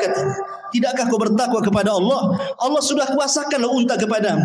Kenapa engkau tidak merawatnya? Innaka tuji'uhu wa tut'ibu. Kau hanya membuat unta sakit dan engkau membuat unta lapar. Kau hanya bisa mempekerjakan saja, tidak bisa mensejahterakan. Rasul paham juga dengan bahasa unta. Ya. Ini mukjizat, artinya kalau Sulaiman juga paham dengan bahasa semut dan binatang-binatang yang Rasul pun sama, bahkan lebih kata Ibnu Katsir dibandingkan Nabi Allah Sulaiman alaihi salatu wassalam. Kemudian juga yang lainnya di antara Sulaiman isalatun nuhas, mampu mencairkan tembaga persis seperti bapaknya. Kan bapaknya itu kan bisa membuat baju besi kan, tanpa harus dibakar, dikasih pandu besi. Tidak, Sulaiman juga seolah-olah tangannya panas. Besi tinggal dikual-kual adalah baju besi. Makanya Allah mengatakan wa arsalna lahu ainal qitr, kami alirkan cairan tembaga bagi Sulaiman. Artinya Sulaiman mampu untuk membuat baju besi cukup dengan tangannya, persis seperti mukjizat bapaknya Nabi Allah Daud alaihi salatu wasallam. Ini di antara mukjizat-mukjizat yang Allah Subhanahu wa taala anugerahkan kepada Sulaiman. Ada satu kisah dari Abu Hurairah radhiyallahu anhu. Hadis ini dikeluarkan Imam Ahmad dan disahihkan oleh Imam Hakim, walaupun ada sebagian melemahkan. Jadi suatu ketika kharaja Sulaiman alaihi salam tasqi fara'a namlatan mustalqiyatan ala dhahriha rafi'atan qawami'aha ila sama. Taqulu Allahumma inna khalqun min khalqi laisa bina ghaniyun an suqyak faqala irji'u faqad suqitum bida'wati ghairikum. Jadi Sulaiman ini kan waktu itu terjadi pacaklik di Bani Israel. Nggak hujan lama, nggak turun-turun hujan. Jadi Sulaiman mau pasukan untuk sholat istisqa di lapangan. Tiba-tiba kemudian Sulaiman melihat ada semut sedang terlentang menghadap ke langit. Dan Sulaiman mendengar doanya semut itu. Apa doa semut ini? Ya Allah, aku ini adalah hamba dari hamba. Tidak ada yang lebih kaya darimu, maka hujani kami. Tiba-tiba ketika semut selesai doa, hujan tuh. Ya. Maka Sulaiman mengatakan kepada pasukannya, irji'u, pulang. Ya, cukup sudah, ada yang meminta hujan selain dari kalian. Ya. Kemudian Al-Hafidh Ibnu Hajar menyebutkan dalam Al-Talkhis bahwa Al-Imam Ad-Daruqutni Hakim juga mengeluarkan hadis dari Abu Hurairah tanpa menyebutkan Sulaiman. Jadi ada seorang nabi, tetapi riwayat ini walaupun lemah memperkuat bahwa yang berdoa kisah ini adalah kisah Sulaiman, karena ada riwayat walaupun lemah bahwa yang dimaksud nabi ini adalah Nabi Sulaiman. Tapi ada riwayat yang sahih tapi tidak disebutkan siapa namanya. Adapun riwayat yang menyebutkan adanya Sulaiman dilemahkan para ulama. Tapi yang jelas bahwa lihat bagaimana di sini faedahnya. Ternyata Allah Subhanahu wa taala terkadang mengabulkan doa sebelum kita minta. Itu syahidnya di sini. Orang-orang ini kan belum istisqa. Kenapa hujan? Rupanya orang lain yang minta. Dari sini menunjukkan bahwa Allah itu karim. Bukan Bang Karim ya. Karim. Artinya karim itu pemurah. Ya. Dia bisa mengabulkan hamba-hambanya sebelum diminta. Dan itu bentuk malunya Allah Azza wa Jalla. Karena di antara sifat Allah itu adalah Hayyun Karim. Allah itu zat yang maha pemalu dan juga pemurah. Lah bentuk pemalunya Allah Subhanahu wa taala adalah Allah pantang apabila ada seorang hamba mengangkat kedua tangannya kemudian dibiarkan kosong tidak diberi. Allah pantang itu. Idza rafa'a 'abdun yadayhi ila sama faqala ya rabbi an yaruddahuma sifra, kata Rasul. Kalau ada seorang hamba mengangkat begini kemudian mengatakan ya Rabb, kemudian tidak diberi, oh tidak, pasti diberi orang itu. Atau terkadang belum dia berdoa sudah dikabulkan. Belum dia berdoa sudah dikabulkan. Subhanallah. Ya. Taib. Kemudian kisah Nabi Allah Sulaiman alaihi salatu wasallam bersama burung hudhud. Ini menarik ya, karena disebutkan di dalam surah An-Naml. Ma'asyiral muslimin yang dimuliakan Allah Azza wa Jalla. Jadi suatu ketika Nabi Sulaiman ini sedang mempersiapkan pasukan besar. Bayangkan pasukan Sulaiman ini jin, manusia, binatang, kemudian di atasnya burung terbang. Jadi nggak pernah terkena sengatan matahari. Sulaiman itu senantiasa dinaungi oleh burung-burung. Jadi kemana saja, mau di padang pasir, mau di mana, nggak kepanasan kan? Karena burung di atasnya masalahnya kan itu. Jadi suatu ketika mempersiapkan barisan itu, hudhud pula tak ada di situ. Mana hudhud? Dan burung hudhud itu adalah muhandis Sulaiman. Disebutkan dalam sejarah Israiliyat bahwa dia itu muhandis, seorang insinyur. Jadi hudhud yang diceritain ini seorang insinyur. Jadi terkadang nih Sulaiman ini kalau mau berangkat ke sebuah tempat, maka yang mengeker dari atas langit itu burung hudhud. Entah di depan ada jurang kah, entah di depan ada air, ada sungai, ada laut. Nanti dikasih tahu tuh. Ya, karena Sulaiman tidak tahu yang gaib. Ya. Jadi besar sekali memang jasanya hudhud itu kan. Makanya ketika tidak ada, Sulaiman marah. Kemana hudhud ini? Awas saja kata Sulaiman, ngancam Sulaiman. Kalau dia datang dan tidak membawa alasan, la u'adzibannahu adzaban syadidan aw la adzbahannahu aw la ya'tiyani bisultanin mubin, kata. Kalau dia datang tidak bawa alasan, kusiksa dengan siksa yang berat, atau kusembelih dia, atau kumaafkan kalau bawa alasan. Ternyata famakatha ghaira ba'id. Ternyata Hudhud sudah datang. Dari mana coba Hudhud? Rupanya Hudhud dari Yaman. Sulaiman di mana? Di Palestina. Sebegitu cepatnya itu terbangnya Hudhud itu. Satu di Palestina, satu di Yaman. Cemana terbangnya itu? Menunjukkan Hudhud ini diberikan kemampuan oleh Allah kan gitu. Kemudian melapor, aku punya alasan kenapa aku tidak ada, kata Hudhud. Apa kata Hudhud? Dia mengatakan, inni wajadtu faqala ahadtu bima lam tuhid bihi wajituka bi min saba'in binaba'in yakin inni wajadtu imra'atan tamlikuhum wa utiyat min kulli syai'in wa laha arsyun adzim. Wahai Sulaiman, wahai rajaku, tunggu dulu ya. Aku punya pengetahuan yang kau tidak punya. Ini menunjukkan Sulaiman tidak tahu yang gaib. Kalau dia tahu yang gaib tentu tidak akan ancam-ancam Hudhud. Ya. Jadi Nabi itu tidak tahu yang gaib. Hatta Sulaiman yang banyak mujizatnya sekalipun tidak tahu yang gaib. Buktinya Hudhud mengatakan aku punya ilmu yang kau tidak punya, katanya. Dan di sini menunjukkan tawadhu'nya seorang Sulaiman, raja besar, penguasa dunia, masih mendengarkan alasan. Enggak diktator dia. Kalau diktator main cincang aja lah kan gitu ya. Didengerin tawadhu Sulaiman. Kalau punya alasan ngomong bahasa kita ya kan. Dia mengatakan begini, wahai Sulaiman, aku baru terbang ke Yaman. Aku temui di Yaman ada kerajaan besar. Rupanya yang memimpin seorang ratu, katanya. Itu kerajaan luar biasa, katanya. Memuji kerajaan itu. Masalahnya, kata Hudhud, mereka ini wajadtuha wa qaumaha yasjuduna lisyamsi min dunillah wa zayyana lahumus syaitanu a'malahum fasaddahum anis sabil fahum la yahtadun. Tapi sayang wahai Nabi Allah, dia dan kaumnya menyembah matahari, bukan Allah yang disembah. Dan setan sudah menyesatkan mereka, menghalangi jalan Allah dan mereka tidak dapat petunjuk, katanya. Subhanallah.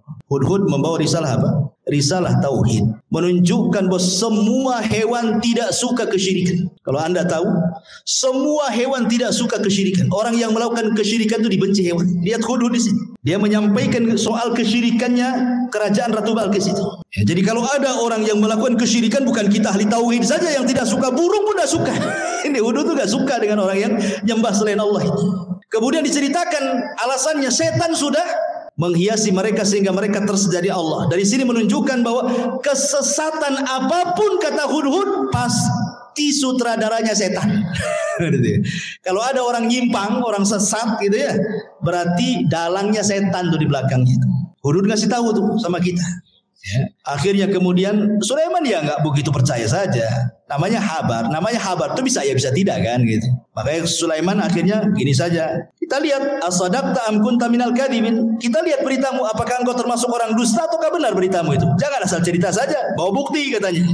Nih aku akan tulis surat. Bawa surat itu ke ratu yang ada di sana. Akhirnya ditulis. Lah tulisannya salah satunya apa? Bismillahirrahmanirrahim. Jadi pertama yang menulis Bismillahirrahmanirrahim itu Nabi Sulaiman. Sebelum Nabi kita, Nabi Sulaiman sudah menulis Bismillahirrahmanirrahim min Sulaiman, dari Sulaiman. Itu sejarah awal Bismillah itu. Ketika Ratu Balqis sedang duduk-duduk, datang si Hudhud itu ngasih surat. Dibaca surat itu, kagetnya bukan kepala. Ya. Habis itu kemudian dia kumpulkan tuh pembesar-pembesarnya Ratu Balqis ini. Kemudian Ratu Balqis mengatakan, qalat ayyuhal mala inni ulqiya ilayya kitabun karim. Telah sampai kepadaku surat yang karim. Dia, Ratu Balqis menghargai surat itu. Dia tahu karena isi surat itu dari seorang nabi. Ya. Kemudian Ratu Balqis mengatakan, ya ayyuhal mala aftuni fi amri ma kuntu qati'ata amran hatta tashhadun. Sekarang bagaimana pendapat kalian? Ini raja maunya kita masuk Islam, kalau tidak dia serbu kita, katanya. Kata raja-raja ini, kata para pembesarnya, tunggu dulu wahai ratu, nahnu ulu quwwatin wa ulu ba'sin syadid wal amru ilaiki fangduri madza ta'muri. Tenang, kita ini kerajaan besar, tentara kita kuat, kita hadapi sajalah, katanya. Tapi putusan tetap kepadamu, nurut kepada Ratu Balqis. Ratu Balqis ini orang berakal, makanya dia mengatakan kepada para pembesarnya, ingat, innal muluk idza dakhulu qaryatan afsaduha wa ja'alu a'izzata ahlaha adillata wa kadzalika yaf'alun. Ingat, siapapun negerinya, manapun negerinya, kalau sudah diserang musuh, pasti orang mulia akan jadi hina. Nanti jadi tawanan, ya, nanti akan dibunuh, nanti anaknya, ibunya jadi yatim, menjanda, macam-macam lah kan gitu. ini bahaya, tidak usahlah kayak gitu. Gini sajalah kata Ratu Balqis, dia akan ngaku nabi. Gimana kalau seandainya kita kirim hadiah banyak-banyak saja? Kita lihat kata Ratu Balqis, kalau memang dia seorang nabi, pasti dia akan tidak akan menerima hadiah ini. Tapi kalau dia raja yang haus kekuasaan, pasti diterima. Kita lihat nabi atau bukan katanya. Itu cerdasnya Ratu Balqis tuh. Dikirim hadiah banyak-banyak. Ya. Ketika kemudian Sulaiman mendapatkan hadiah itu, Sulaiman mengatakan, qala atumiddunani bimal fama atani Allah khairun mimma atakum bal antum bihadiyatikum tafrahun. Kata Sulaiman, enak saja kalian kirim hadiah katanya. Aku sudah punya semuanya, yang aku miliki, yang Allah berikan itu jauh lebih baik daripada yang engkau miliki, kata Sulaiman. Ya. Sulaiman selalu menasabkan kepada Allah di sini. Apa kata dia? Atumidduni bimali fama atani Allah. Ini bahasanya. Yang Allah berikan kepadaku, kata Sulaiman, jauh lebih baik dibandingkan yang Allah berikan kepada kalian, hai Balqis, katanya. Begitulah seorang muslim. Harusnya apapun nikmat sekecil apapun nasabkan ini dari Allah, gitu maksudnya. Ini Sulaiman orang kaya, penguasa, tapi masih menasabkan kepada Allah terus kan itu. Kita sudah kere, sudah miskin, ini uang saya, enak saja suruh sedekah. Masyaallah muslimin yang dimuliakan Allah Azza wa Jalla. Akhirnya kemudian Ratu Balqis sedikit ngeper juga. Ternyata seorang nabi, karena Sulaiman sudah tahu siapa dia kan itu. Dan Sulaiman tahu bahwa Ratu Balqis akan masuk Islam. Dari mana taunya? Dari akalnya yang cerdas. Dia tidak mau perang, malah ngirim hadiah. Jadi Sulaiman mengira-ngira ini pasti dapat hidayah wanita. Makanya kemudian Sulaiman akhirnya apa? Punya siasat, dikumpulkannya pasukannya, jinnya, orang soleh dikumpulkan. Apa kata Sulaiman? Sebelum si Balqis datang ke sini, baiknya istananya kita pindahkan dari Yaman ke sini, katanya. Siapa yang bisa mindahkan istananya Ratu Balqis ke hadapanku, kata Sulaiman. Akhirnya qala ifritun minal jin. Bangunlah jin ifrit. Ifrit itu di bawahnya iblis, ya. Di bawahnya ifrit ada namanya Marodah yang diikat di bulan Ramadan itu. Apa kata jin ifrit? Ana atika bihi qabla an taquma min maqamik. Aku bisa mendatangkan istana itu, wahai Sulaiman, sebelum kau bangkit dari tempat dudukmu di singgasanamu itu. Menunjukkan bahwa jin punya kekuatan, bisa memindahkan sebuah istana kan, bisa dipindah. Apalagi mindah uang di celengan, paling mudah itu. Ya, kalau antum punya uang di celengan kok hilang, jangan-jangan dipindah ifrit. Pas dicek tak ada lubang, betul lah dipindah jin. Tapi kalau ada lubang itu bukan jin yang mindah, orang rumah itu yang mindah. Baik. Jadi akhirnya Ifrit mengatakan, perintahkan aku saja. Sebelum kau bangkit, istana sudah sampai di sini. Qala alladzi indahu ilmun minal kitab. Tiba-tiba seorang yang mempunyai ilmu dari kitab berkata, ana atika bihi qabla an yartadda ilaika tarfuk. Kalau aku tidak, wahai Sulaiman, perintahkan aku saja sebelum matamu berkedip sudah sampai istana itu. Terjadi silang pendapat, siapa orang ini? Kok sakti kali dibandingkan Ifrit nih? Ada 4 penafsiran para ulama. Ada yang mengatakan bahwa dia adalah Jibril. Jibril turun dan mengatakan, saya akan pindahkan. Penafsiran yang kedua, ini Ifrit tapi yang muslim. Yang satunya kafir. Yang mengatakan sebelum kau bangkit, itu adalah Ifrit kafir. Tetapi yang mengatakan sebelum berkedip, ini Ifritnya muslim. Itu satu penafsiran yang lain. Penafsiran yang ketiga, Sulaiman sendiri yang ngomong begitu. Aku bisa memindahkan sekejap sebelum aku berkedip sudah sampai. Tapi pendapat yang masyhur dari kalangan para ulama, bahwa yang memindahkanlah seorang laki-laki yang bernama Asif ibnu Barkhiyah. Asif pakai shad, Asif ibnu Barkhiyah, dialah orang kepercayaannya Nabi Musa yang diajar, yang mampu menguasai Ismul A'zam, nama-nama Allah yang agung. Kalau dalam Islam itu ada namanya Asmaul Husna. Di antara Asmaul Husna itu ada namanya Ismul A'zam. Menjadi perselisihan para ulama. Ismul A'zam dalam Asmaul Husna itu apa? Ada yang mengatakan Al-Hayyu, ada yang mengatakan Al-Qayyum, ada yang mengatakan Allah. Wallahu a'lam. Pokoknya tidak tahu mana yang satu. Kalau antum berdoa membaca Asmaul Husna 99 itu, insya Allah doa antum dikabulkan, karena pasti akan membaca Ismul A'zam. Salah satu dari 99 kan kita tidak tahu yang mana satu itu Ismul A'zam itu. Nah, kalau berdoa cobalah baca semua itu Asmaul Husna itu. Boleh jadi pas dengan Ismul A'zam, karena kan disembunyikan yang mana satu kita tidak tahu. Lah Asif bin Barkhiyah ini menguasai Ismul A'zam. Makanya kemudian dia berdoa kepada Allah sebelum berkedip, istananya sudah sampai. Seorang-orangnya juga keangkut di istana itu. Bayangkan, Ratu Balqis datang ke hadapan Sulaiman. Kata Sulaiman, sebelum Balqis masuk ke istana, kita robah dikit. Masih kenal gak dengan istana? Apa yang dirobah? Tehelnya, keramiknya dirobah. Dibuat apa? Dibuat kaca. Ya, karena kan di istana dipindah, diletakkan di lautan. Masalah istana itu kan bawahnya air tuh. kasih kaca. Jadi seolah-olah kalau nginjak itu nginjak air gitu. Jadi kata Ratu Balkis kepada Sulaiman kepada Balkis, betul nggak istana? Kayaknya iya, kayaknya tidak katanya. Dia ragu-ragu deh. Iya ke tidak kan itu? Kalau tengok bangunannya iya, tapi kok isinya beda kan itu ya. Makanya sempat disebutkan dalam Quran ini, Balkis ini sampai kemudian menyingkap pakaiannya, khawatir terkena air, padahal itu kaca tuh. Dari situlah dia melihat kehebatan Sulaiman. Akhirnya Ratu Balkis mengatakan perkataan menunjukkan dia masuk Islam, wa aslamtu ma'as Sulaiman lillahi rabbil alamin. Maka Balkis mengatakan, aku sekarang masuk Islam bersama Sulaiman. Dia masuk Islam akhirnya. Tapi menjadi perselisihan apakah Balkis ini menjadi istri Sulaiman atau tidak, itu menjadi khilaf ulama. Ada yang mengatakan jadi istrinya, ada yang mengatakan tidak. Wallahu a'lam. Tidak ada riwayatnya. Karena Sulaiman ini juga istrinya banyak. Ada dalam sebuah hadis yang sahih. Jadi suatu malam Sulaiman itu diberikan kekuatan mampu menggauli istrinya. Istrinya 100 ikhwan. Ada yang mengatakan yang 60 istri sahnya, yang 40 selirnya. Ya. Jadi semuanya 100. Kata Sulaiman, malam ini bernazar ingin menggauli semua istrinya dalam satu malam. 100 wanita digauli satu malam. Kalau nggak punya kekuatan, tengkleng lantum tuh. Ini kan khusus para nabi. Nabi itu diberikan kekuatan oleh Allah. Sulaiman diberikan kekuatan itu. Kemudian Sulaiman bernazar, aku ingin gauli dalam satu malam ini semua istri-istriku, dan aku berdoa kepada Allah setiap istriku mengandung punya anak, dan kujadikan semuanya tentara di jalan Allah untuk berperang. Itu Sulaiman. Itu nadarnya. Rupanya Sulaiman lupa membaca insya Allah. Harusnya dia mengatakan insya Allah. Karena masyiah itu tetap milik Allah. Kalau kita berkehendak, Allah tidak mungkin terjadi. Allah berkehendak, kita tidak, pasti terjadi. Itu semua kaidah seperti itu. Harusnya Sulaiman mengucapkan insya Allah. Maka malam itu digilir semua istri-istrinya. Rupanya tidak ada yang mengandung kecuali satu. Ketika melahirkan, separuh manusia, separuh bukan. Tidak punya kaki. Puntung kakinya ke atas. Ya, nggak punya kaki. Ya. Itulah makanya kenapa walaupun dia seorang nabi, tetap masyiah itu milik Allah, kehendak itu milik Allah. Makanya penting mengucapkan insya Allah. Apapun mengucapkan insya Allah. Oh, datang besok insya Allah. Datanglah insya Allah. Tolonglah datang insya Allah. Oh, kayaknya orang sekarang kalau bilang insya Allah ragu-ragu tuh.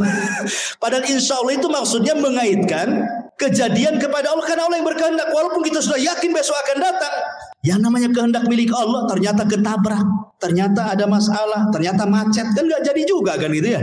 Makanya setiap apapun gantungkan kepada Allah Subhanahu wa taala. Untuk terakhir karena waktu juga. Jadi sebelum wafatnya Nabiullah Sulaiman alaihi salatu wassalam, ada satu kisah juga yang menarik di sini tentang kisah seorang petani. Ya, belum saya ceritakan. Jadi suatu ketika ada seorang petani, dia berangan-angan ingin mendapatkan kekuasaan seperti yang dimiliki oleh Sulaiman. Akhirnya kemudian angin itu tiba-tiba kemudian memberitahu Sulaiman bahwa ada orang yang berangan-angan ingin seperti dia. Angin yang menceritakan kepada Sulaiman. Maka Sulaiman pun datang kemudian menemui petani itu dan mengatakan, wahai petani, janganlah kau berangan-angan sesuatu yang kau tidak mampu. Jangan. Ya, dan di sini juga ada bahwa berdoa itu sesuai dengan kemampuan. Jangan berdoa kepada Allah meminta sesuatu yang mustahil antum dapat. Walaupun kita tahu bahwa bagi Allah tidak ada yang mustahil. Tapi kan kita melihat kenyataan. Ya. Umpamanya antum ini hanya kerja ya gaji mungkin pas-pasan, serabutan, tukang bangunan, ke ojek online atau apa gitu kan. Berdoa, ya Allah, jadikan aku presiden, umpamanya kan. Buatkan aku istana besar. Ya mustahil juga. Bagi Allah tidak mustahil, tapi kan kita tahu kemampuan kan. Ya. Seperti orang ini kan meminta kepada Allah supaya diberikan seperti yang diberikan kepada Sulaiman kan. Maka Sulaiman mengatakan, janganlah meminta sesuatu kecuali yang engkau mampu. Kata Sulaiman, demi Allah, tasbihnya engkau satu kali, la tasbihatun wahidatun, kata Sulaiman, khairun minad dunya wa ma fiha. Kau cukup bertasbih, subhanallah, itu lebih baik dibandingkan dunia dan isinya, kata Sulaiman. Subhanallah ya, keistimewaan tasbih ya, subhanallah. Baik, jadi sebelum wafatnya Sulaiman, tadi saya sudah jelaskan, Sulaiman membangun Masjidil Aqsa. Kemudian berdoa kepada Allah Subhanahu wa taala dengan 3 doa. Ya, salah satunya doanya apa? Supaya Sulaiman diberikan hukum yang tidak menyelisih hukum Allah. Yang kedua, agar kerajaannya yang sudah dikuasai jangan diberikan kepada orang yang setelahnya. Yang ketiga, siapapun yang datang ke Masjidil Aqsa tidak berniat kecuali untuk sholat, keluar seperti bayi yang dilahirkan tidak punya dosa. Kata Rasulullah, adapun yang 2 sudah dikabulkan. Adapun yang ketiga, aku hanya mengharap Allah mengabulkannya. Kenapa? Karena Rasul sudah sholat di Baitul Maqdis ketika Isra Mi'raj. Kan itu ya. Dia ingin dikabulkan yang ketiganya. Dan yang terakhir, kisah wafatnya Sulaiman. Jadi ketika Nabi Allah Sulaiman alaihi salatu wassalam mendekati ajalnya, dia meminta kepada Allah Subhanahu wa taala agar kewafatannya Nabi Sulaiman ini jangan sampai diketahui bangsa jin yang sedang bekerja. Karena memang walaupun demikian kan yang bekerja kepada Sulaiman bukan jin muslim saja, jin kafir banyak. Dan mereka harus ditunggu. Makanya Nabi Sulaiman itu kalau menunggu jin-jin kafir sedang bekerja itu mulai dari terbit matahari berdiri di singgasananya sampai terbenam matahari. Jadi betul-betul mereka diawasi terus 24 jam. Jadi suatu ketika Sulaiman ini sedang memegang tongkat. Kemudian Allah takdirkan datang malaikat maut mencabut nyawa Nabi Allah Sulaiman. Lama Sulaiman itu tidak dijelaskan dalam sejarah berapa lama dia duduk di singgasananya sambil bertelekan kepada tongkatnya gitu. Ya, sambil tongkat. Jadi yang menjadikan jasad Sulaiman tidak jatuh karena ada tongkat yang dipegangnya. Entah berapa lama wallahu alam, tidak dijelaskan, Quran tidak menjelaskan, hadis juga tidak menjelaskan gitu. Yang jelas tiba-tiba tongkat itu dikerumuni oleh rayap, kemudian memakan tongkat itu sedikit demi sedikit. Akhirnya kemudian tongkat itu pun patah, lemah, hancur. Sulaiman terguling. Ketika Sulaiman terguling, maka jin-jin mengatakan, kalaulah kami tahu yang gaib Sulaiman itu sudah mati, tentu kami tidak dihinakan seperti itu. Dari sini menunjukkan bahwa jin tidak tahu yang gaib. Ya. Lah ketika Sulaiman meninggal dunia, ingat ketika di zaman Nabi Sulaiman itu kan banyak dunia perdukunan ya. Sebelum Sulaiman diutus itu kan dunia perdukunan di mana-mana. Ya. Makanya Allah utus Sulaiman untuk memberantas dunia perdukunan. Makanya diutus Asif ibn Barkhiyah tadi untuk mengambil semua buku-buku dukun-dukun itu. Kemudian diancam dukun-dukun itu. Kalau masih melakukan praktik perdukunan dibunuh. Maka tidak ada berani satupun dukun yang melakukan praktik perdukunan. Mereka diminta taubat dan mentauhidkan Allah. Kemudian buku-bukunya disimpan oleh Asif ibn Barkhiyah di sebuah kotak. Dan itu diletakkan di bawah singgasana Sulaiman. Sulaiman pernah ngancam, siapa yang mengambil buku sihir ini, kalau dia manusia, aku bunuh dia. Kalau dia dari kalangan jin, terbakarlah dia. Ketika Sulaiman meninggal dunia, jin tidak bisa mendekati karena terkena sumpahnya Sulaiman. Kalau diambil sama dia kan terbakar. Akhirnya kemudian mereka merayu, ada dua orang, namanya Harut dan Marut. Ada yang mengatakan Harut Marut itu manusia, ada juga yang mengatakan Harut Marut itu malaikat. Ada yang mengatakan Harut Marut itu setan. Macam-macam lah penafsiran ulama. Ya. Tapi yang jelas bahwa akhirnya diambillah oleh Harut dan Marut ini, kemudian diajarkan kepada manusia. Harut Marut sudah mengatakan ini tidak boleh diajarkan kepada kalian. Kalau kalian bisa belajar ini bisa kufur masalahnya. Sehingga ada sebagian orang Yahudi tidak mau belajar, tapi ada juga yang tetap belajar. Akhirnya kemudian tersebarlah kesyirikan sihir kembali setelah Sulaiman wafat. Ya. Lah jin ini, iblis ini yang kemudian menghasut orang-orang untuk mengambil buku sihir di bawah singgasana Sulaiman mengatakan, kalian tahu enggak? Kenapa Sulaiman bisa menundukkan angin, bisa menundukkan ini itu macam-macam? Dia itu punya sihir. Kalau kalian tidak percaya, tolong di bawah singgasananya ada buku-bukunya. Kalau kalian ingin seperti Sulaiman, ambil pelajari katanya. Dari sinilah muncul keyakinan Yahudi bahwa Sulaiman itu bukan nabi, tetapi tukang sihir. Makanya di zaman Nabi SAW ketika Rasul kemudian memuji Sulaiman, menjelaskan tentang mukjizat-mukjizat Sulaiman, orang-orang Yahudi Madinah tidak terima dan mengatakan Sulaiman bukan nabi, Sulaiman itu penyihir. Ketika itulah turun surah Al-Baqarah 102, wattaba'u ma tatlu syayatin ala mulki Sulaiman wa ma kafara Sulaiman walakinna syayatina kafaru yu'allimuna an-nasa sihra ila akhiril ayat. Dan mereka mengikuti apa yang dibacakan oleh setan-setan di zaman kerajaan Sulaiman. Sulaiman tidak kafir, artinya Sulaiman tidak mengajarkan sihir. Lalu siapa yang mengajarkan sihir itu? Setan-setan itulah yang mengajarkan sihir. Jadi kita katakan bahwa Sulaiman itu nabi, tapi orang Yahudi mengatakan dia sihir, penyihir. Nauzubillah. Makanya Allah turunkan wattaba'u ma tatlu syayatin ala mulki Sulaiman wa ma kafara Sulaiman walakinna syayatina kafaru yu'allimuna an-nasa as-sihra wa ma unzila 'alal malakaini bi Babila Harut wa Marut. Wallahu alam. Kisah Harut Marut panjang, tidak perlu dikisahkan. Di lain kesempatan saja. Ini diantara kisah singkat dari Nabi Allah Sulaiman. Wallahu alam. Mudah-mudahan ada manfaatnya. Subhanallahi bihamdika asyhadu an la ilaha illa anta astaghfiruka wa atubu ilaik. Allahu ta'ala alam. Assalamualaikum warahmatullahi wabarakatuh.